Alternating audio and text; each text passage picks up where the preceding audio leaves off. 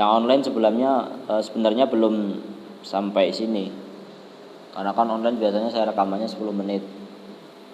Lebih lama. Jadi yang online menyesuaikan, kita sudah sampai di halaman 47 ya. Halaman 47, nanti yang sebelumnya nanti bisa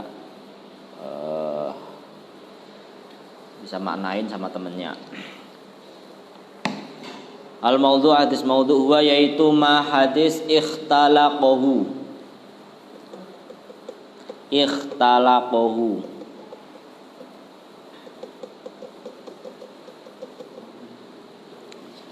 yang dibuat-buat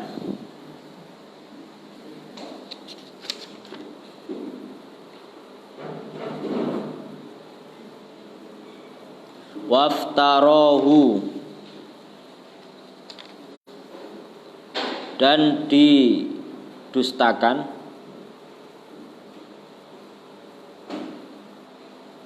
wahidun salah satu orang minan nasi dari orang-orang, dari manusia, dari para perawi hadis gitu. Maksudnya yang membuat hadis itu memang salah satu dari orang-orang, dari manusia. Wa nasabahu dan ia menisbatkannya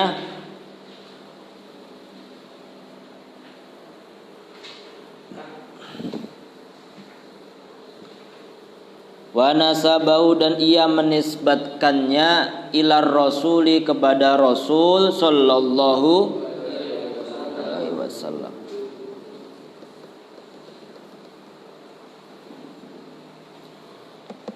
Au ila sahabiyyi atau kepada sahabat.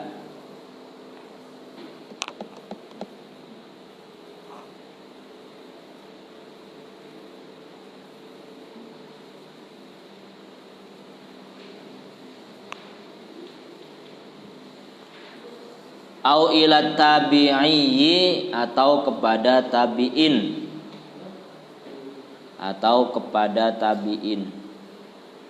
Bagas sudah sembuh, Bagas? Alhamdulillah. Nggak pulang tapi.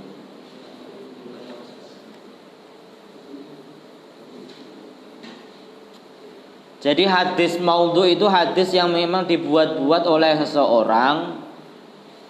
Karena dia yang membuat, akhirnya apa?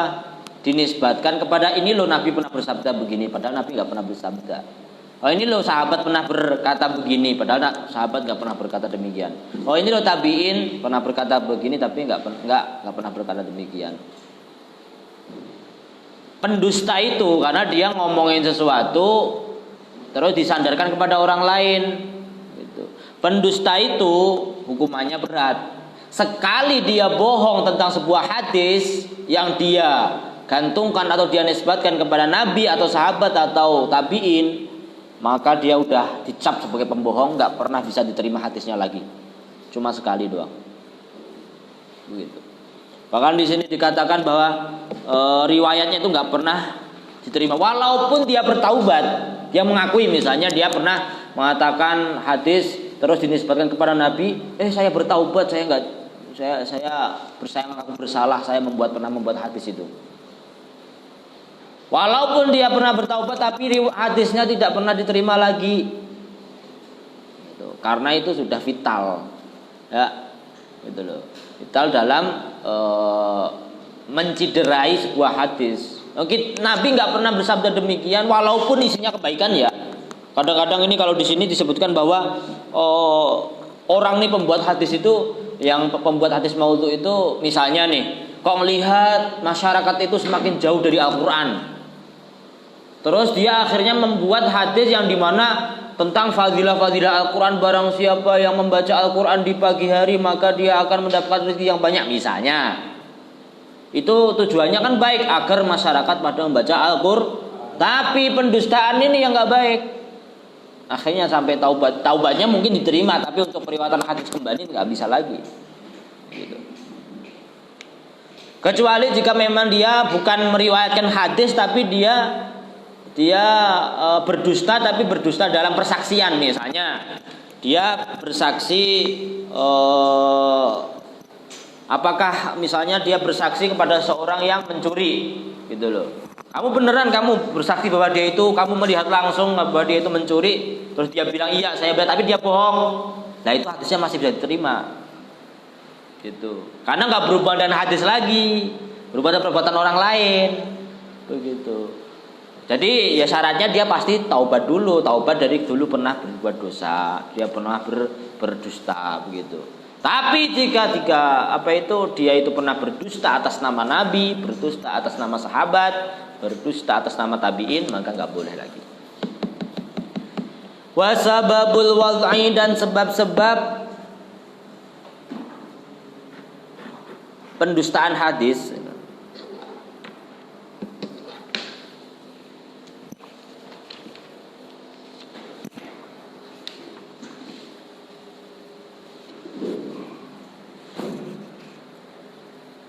Adamuddini, tidak beragama.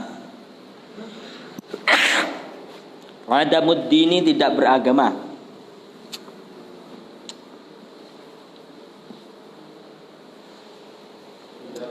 Tidak beragama, ateis.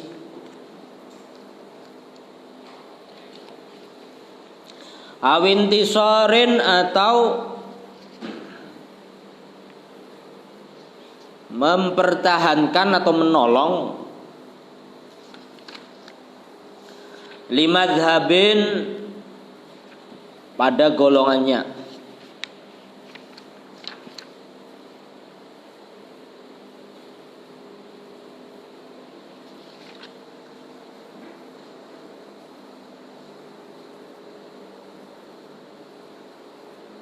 Au ghalabatil jahli, atau kebodohan yang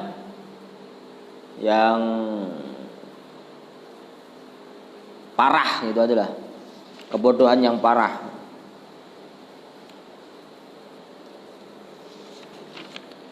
Awit taqarrubi, atau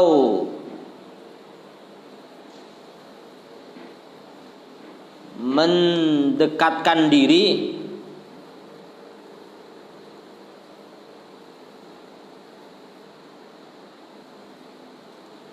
lil hukami, kepada penguasa,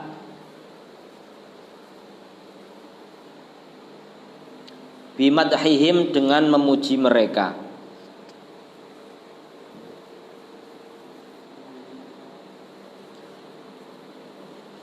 Dengan memuji mereka.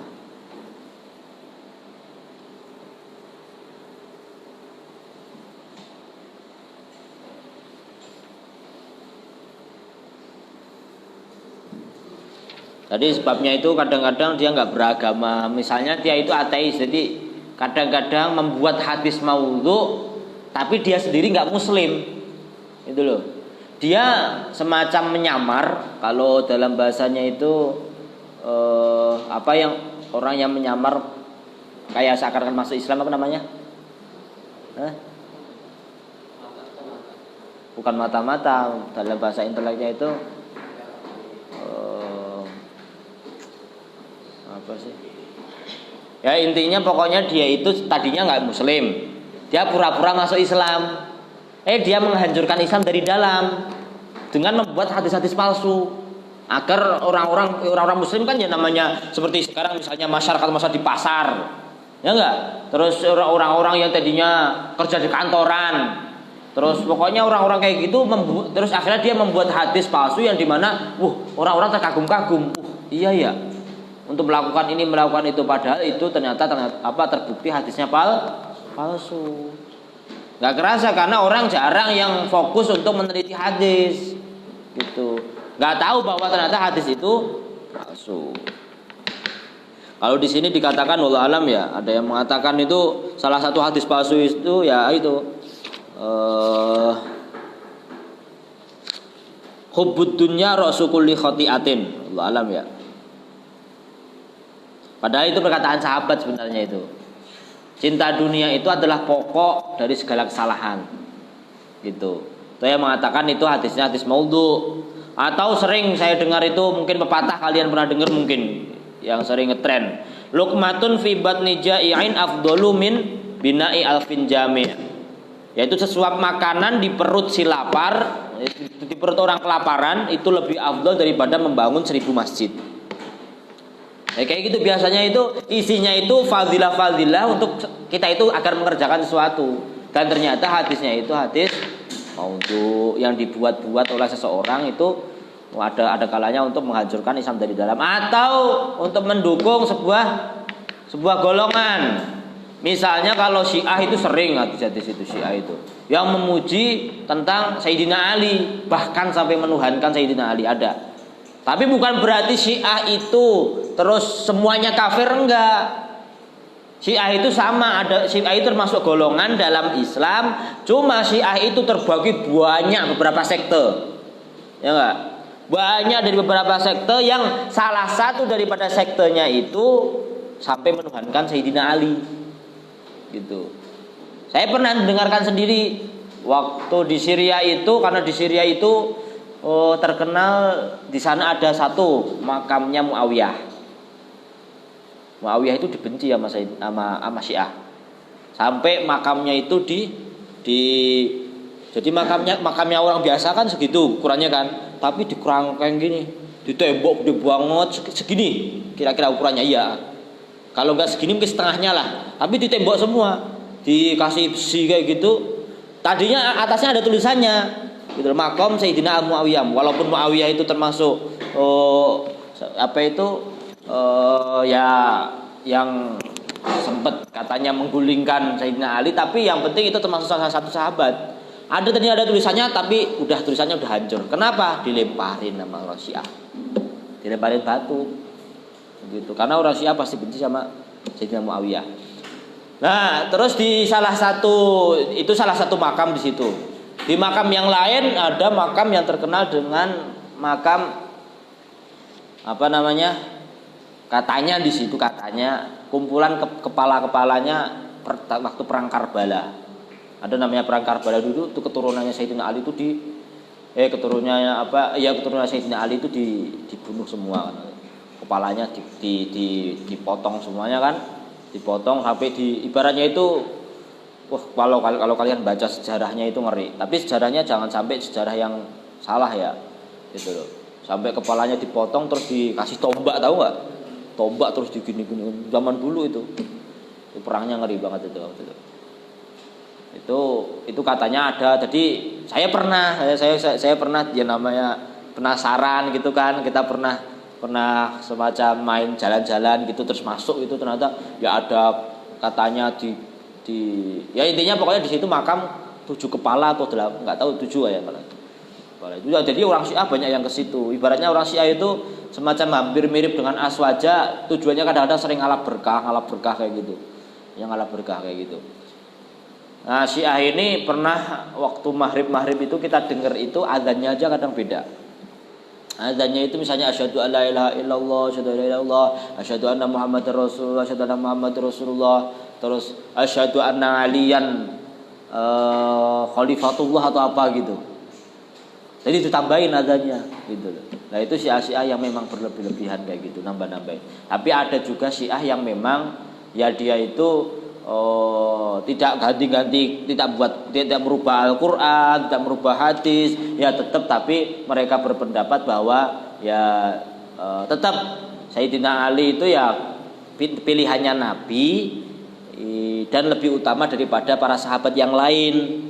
Tapi bukan berarti mencaci maki sahabat yang lain. Tapi ada Syiah yang menuhankan Sayyidina Ali dan akhirnya mencaci maki sahabat Abu Bakar, Umar, Utsman. Nah, itu udah nggak baik kayak gitu, udah pasti. Semua sahabat yang pernah bertemu Nabi itu semuanya udul. Nanti setelahnya ada udul itu adil. Walaupun ya mereka manusiawi juga pernah berbuat kesalahan, tapi setidaknya mereka sudah berijtihad gitu. Nah, kalau kalian baca sejarah kalian tentang khalifah,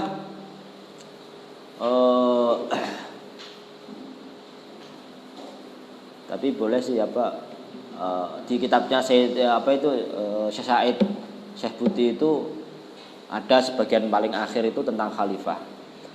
Kalau ada yang minat ya bisa tak bacakan tentang 4 khalifah itu.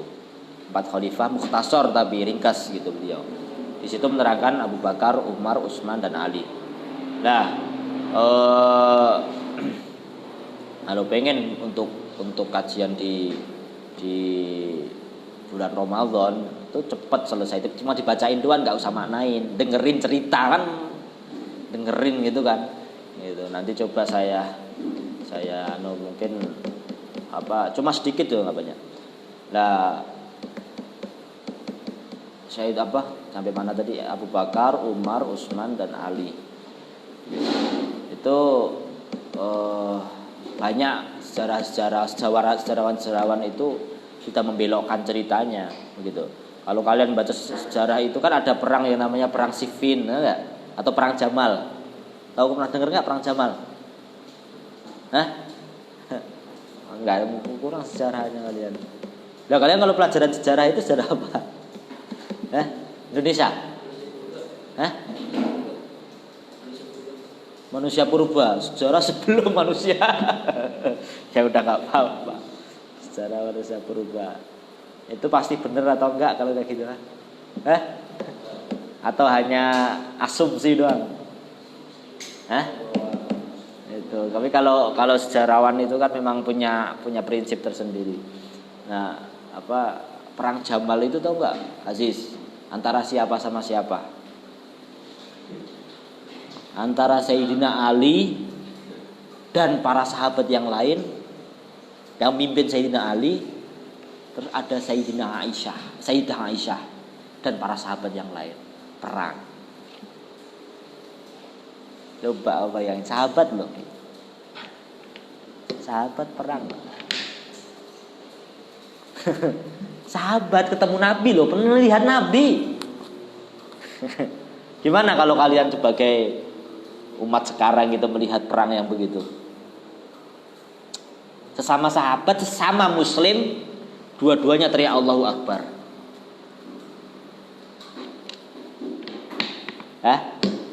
Gimana kalau kayak gitu? Aneh? Gimana pendapat kamu kalau ada yang milih yang mana? Sayyidina Ali sama Sayyidah Aisyah istri Nabi. Sayyidina Ali menantu Nabi. Kayak belajar sejarah.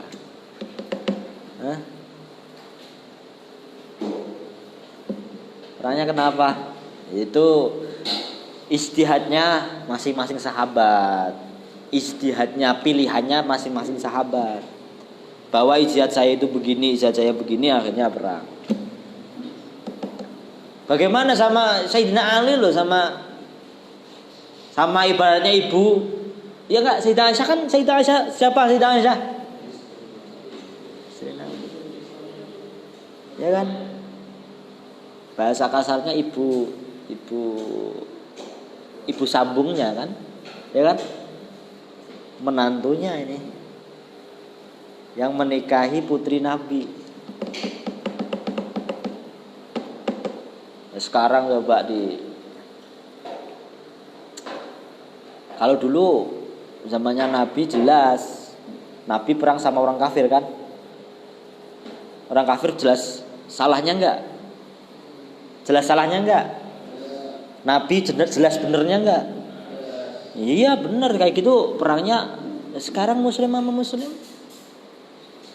Makanya jangan aneh. Misalnya suatu hari kalian menyaksikan di luar sana pada perang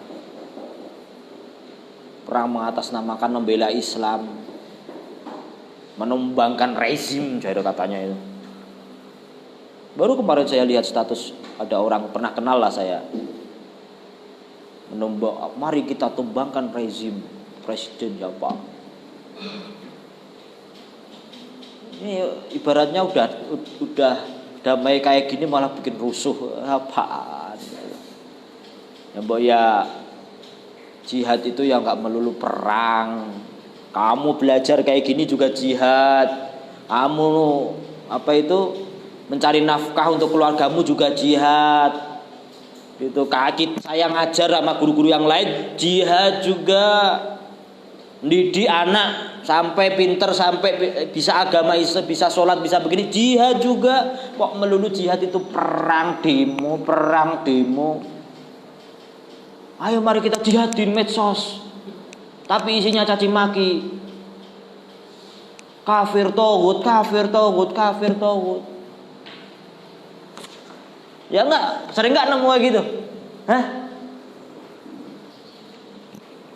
Tapi saya enggak rela Ustadz Islam diinjak-injak. Islam itu punya siapa sih ya? Saya punya siapa? Ya Allah, udah ya Allah kok. Tugasnya sendiri-sendiri. Tugasnya sendiri-sendiri. Kamu tugasnya belajar malah ikut demo ke sana, ya Allah. Ya, bukan berarti terus demo itu salah benar. Ya enggak. Mengganggu ketertiban umum. Berapa orang yang akhirnya terganggu, tergini. Mikirkan madharatnya, mikirkan manfaatnya. Hukmuhu hukum hadis maudhu. Hukum hadis maudhu. Ya pesan saya itu kalau kalian misalnya pernah dapat SMS ya Ziz, pernah dapat SMS provokasi, tanyakan sama gurumu, jangan asal nge-share. Apalagi sampai mencaci maki, jangan. Kalian tuh belajar agama ya untuk itu. Anau sesungguhnya hadis maudhu batilun. Batil itu ya salah, batil itu ya tidak diterima.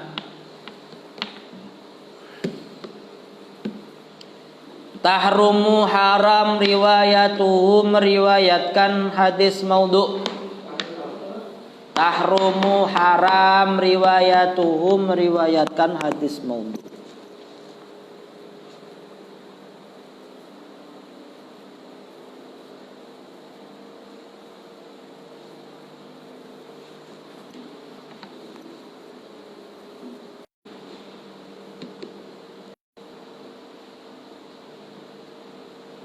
Illa litahdziri, kecuali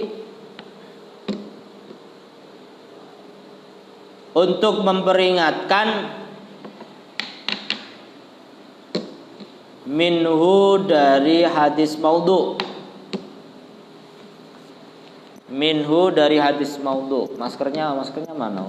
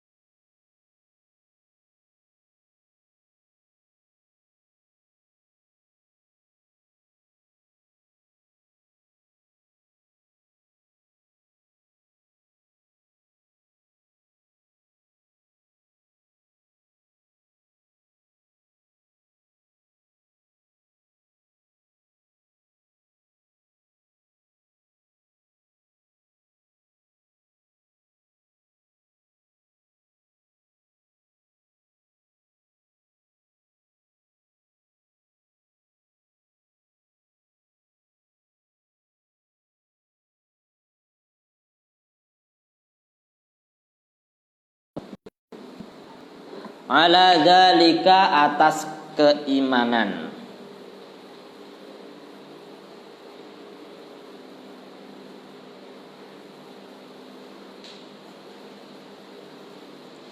Jadi syaratnya seseorang bisa disebut sahabat adalah orang yang pernah bertemu dengan Nabi dan beriman kepada Nabi.